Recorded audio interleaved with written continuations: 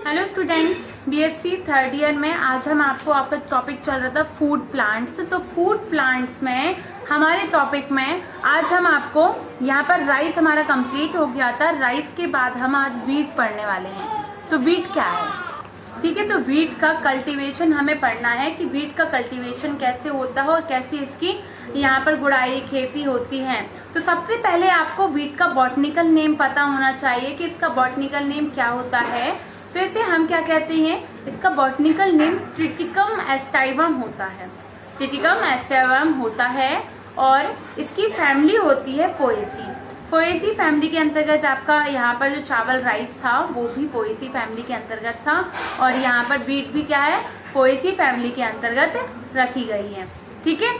तो ट्रिटिकम एस्टाइवम मतलब आप सभी की खेती तो गेहूं सभी लोग जानते हो, आप विलेजेस में रहने वाले स्टूडेंट्स हैं, अगर कुछ नहीं है लेकिन इतना सभी जानते हैं कि सीजन में कब यहाँ पर गेहूं की खेती की जाती है और किस तरीके से इनको बुआई की जाती है। फिर भी हमारा यहाँ पे कल्टीवेशन आप प्रोसेस वाइज पढ़ लीजिए।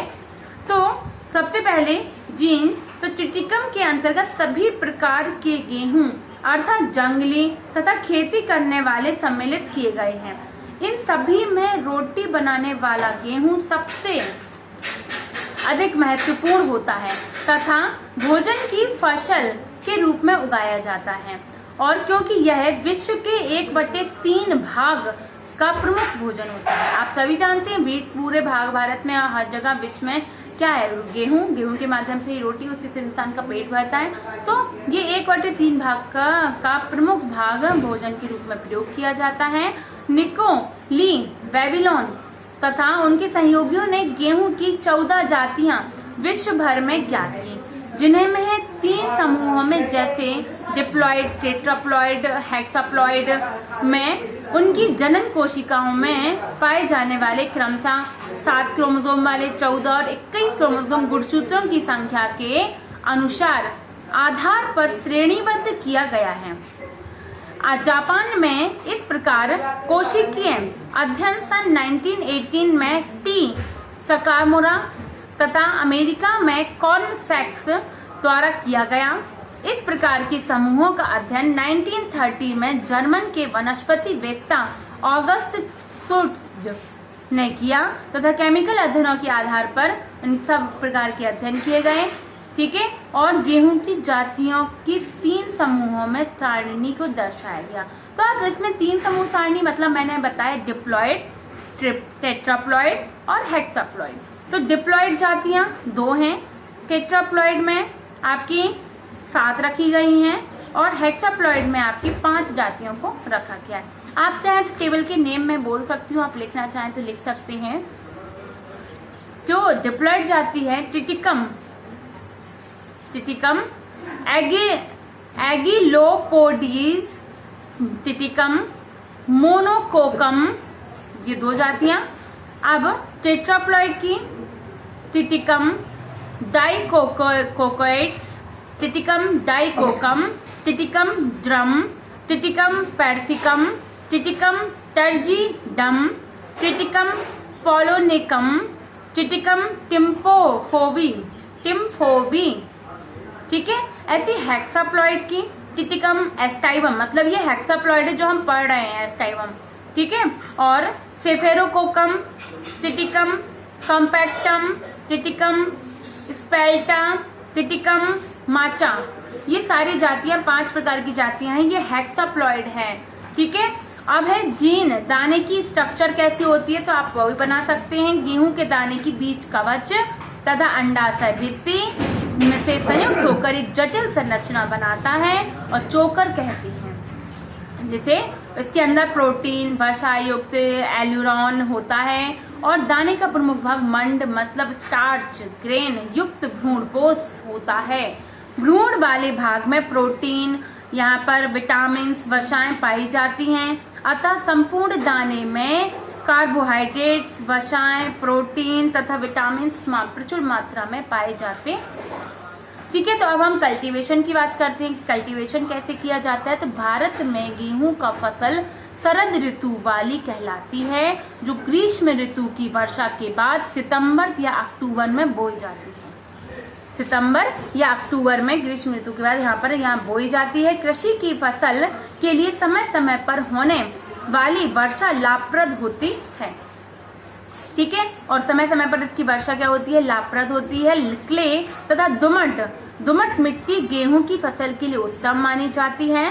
भीगी मिट्टी वाले खेतों में गेहूं की उपज अच्छी नहीं होती। इसकी फसल के लिए मिट्टी में कैल्शियम के तत्वों का उपस्थित होना आवश्यक होता है। इसके अतिरिक्त नाइट्रोजन, फास्फोरस, पोटेशियम भी आवश्यक होते हैं। गेहूं की फसल के लिए चोकर की खाद अधिक उपयोगी है। ठीक है, होती है। इसके अतिरिक्त नाइट्रोजन, फास्फोरस, पोटेशियम युक्त उर्वरक को भी इसमें प्रयोग किया जाता है। गेहूं की फसल उगाने के लिए साफ खेत अपतरण रहित होने चाहिए। गेहूं की फसल चुकंदर, सलजम अथवा तंबाकू की फसलों में बाद उगाया जाना चाहिए। समझ रहे हैं आप, कब उगाना चाहिए? अच्छी फसल प्राप्त करने के लिए स्वस्थ, भारी तथा पूर्ण पके हुए बीजों को बोना चाहिए, क्योंकि आप मैच्योर सीड को नहीं बोएंगे तो अच्छी फसल नहीं हो सकती, वो जर्मिनेट अच्छे से नहीं होंगे या टाइम पीरियड ज्यादा लग जाएगा। बीजों को हाथों से छिड़क कर मशीनों द्वारा बोना चाहिए। गेहूं के अंकुरण शीघ्र होने लगता है तथा 15 दिन में प्रथम पत्ती निकल आती है। गेहूं में 2 सिंचाई की जाती है। प्रथम सिंचाई गेहूं बोने के 4 से 6 हफ्ते बाद तथा दूसरी सिंचाई गेहूं के पुष्पन के समय की जाती है। गेहूं की फसल पकने के बाद ग्रीष्म ऋतु में काटी जाती है। कटाई के लिए दतारी का प्रयोग किया जाता है। गेहूं की बालियों को कुचलकर दाने तथा भूसा पृथक कर लिया जाए। आजकल मशीनें यूज होती हैं तो वो भी हम बता सकते हैं। ठीक है, तो ये तो हो गया इसका कल्टीवेशन। अब हम बात करते हैं इसका महत्व तो आप सभी जानते हैं कि फूड के रूप में सबसे ज्यादा आटा उद्योगों में भी इसका बहुत यूज होता है, भूसे का भी यूज होता है। तो गेहूं संसार का भोजन का प्रमुख स्रोत है और आहार में कार्बोहाइड्रेट इन्हीं से प्राप्त होता है। खाने पकाने का गुण पाया जाता है, अतः अन्य धान्यों में यह श्रेष्ठ माना जाता है। विश्व भर में गेहूं का प्रयोग विभिन्न रूपों में होता है। विकासशील देशों में गेहूं का प्रयोग किण्वन युक्त रोटियां बनाने में किया जाता है, सड़ाने में हम कह सकते हैं। हमारे देश में 85 से 90% गेहूं की खपत चपातियां, तंदूरी रोटी, नान, पराठा आदि बनाने में यूज किया जाता है। आटे में केक, बिस्कुट, पेस्ट्रीज, रोटियां, ये सब हम लिख सकते हैं। कठोर गेहूं से रोटियां ये सब बनाई सकते हैं। दोपहर के नाश्ते के लिए भी ब्रेकफास्ट, फल, फ्रूट्स, बीज तैयार किए जा सकते हैं। और इसी प्रकार से मंड इसमें जो पाया जाता है औद्योगिक महत्व के रूप में मंड ग्लूटीन आश्रित स्प्रिट्स, माल्ट आदि उत्पादन किया जाता है। मंड का प्रयोग कपड़ों में कलफ लगाने के लिए तथा ग्लूटीन द्वारा निर्मित मोनोसोडियम ग्लूटेमेट भोजन में विशिष्ट प्रकार की गंध के लिए प्रयोग किया जाता है। गेहूं के बियर तथा अन्य उद्योगों में पेय पदार्थ के रूप में भी तैयार किए जाते हैं। पेय पदार्थ इससे तैयार किए जा सकते हैं। मुर्गियों का प्रमुख भोजन होता है और इनमें 14 से 18% प्रोटीन या विटामिन होती है। और आटे से पेस्ट भी बनाए जाते हैं कई, जिन्हें प्लाईवुड उद्योग में चिपकाने के लिए प्रयोग में किया जाता है। और गेहूं के मंड को डेक्सट्रोज एवं शरबतों में परिवर्तित किया जा सकता है। तने से कुर्सियों की बुनाई, टोकरियां बनाई जा सकती हैं। इसका भूसा गद्दों में भरा जाता है तथा पैकिंग के लिए कागज बनाने के लिए लोगों इसका प्रयोग में भी लाया जा सकता है।